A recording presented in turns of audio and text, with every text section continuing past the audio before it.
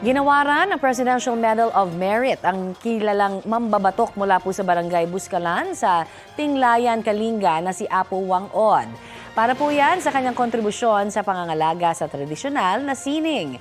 Ayon kay Pangulong Bongbong Marcos, isang pioneer si Wang Od sa pagbali ng gender stereotypes dahil sa kanyang pagtatatu. Dahil po daw sa kanya, mas nakilala sa buong mundo ang ating kultura. Tinawag ng Pangulo na isang national treasure si Wang Od. Kinilala rin ng Malacanang ang ilang natatanging empleyado ng gobyerno.